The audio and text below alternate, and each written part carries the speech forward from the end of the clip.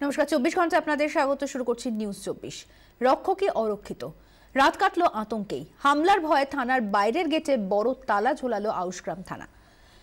শুধুমাত্র পুলিশের গাড়ি দেখলেই তালা খোলা হয়েছে। রাতভর উদ্বেগ আর আতঙ্ক নিয়েই রাত কাটিয়েছেন আউশগ্রাম থানার পুলিশ। শনিবার দিনভর যে নজিরবিহীন হামলার ঘটনার সাক্ষী থেকেছে আউশগ্রাম থানা, সেই হামলার আতঙ্ক কাটল না রাতেও। রাতভর থানার মূল ফটক শিকল এবং তালা দিয়ে এইভাবেই বন্ধ করে ভেতরে আতঙ্কের নিশি যাপন করলেন পুলিশ কর্মীরা। বিভিন্ন সময় যখন পুলিশের বড় কর্তাদের গাড়ি এসছে তখন এই তালা খোলা হয়েছে।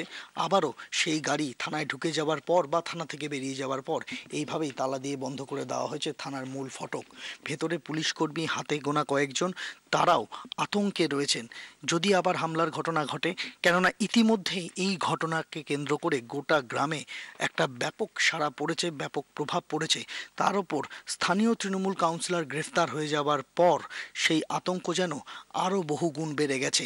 আর ঠিক সেই কারণেই নিশি যাপন করার জন্য থানার মতো একটা জায়গা, সেই জায়গায় আইন রক্ষকরা নিজেরা আতঙ্কের মধ্যে কাটালেন এবং নিজেদের তালা বন্ধ করে রেখে গোটা রাত তারা কাটালেন থানার মধ্যে। 24 ঘন্টার জন্য ক্যামেরায় কুণাল গাঙ্গুলির সঙ্গে সন্দীপ সরকার, বর্ধমান।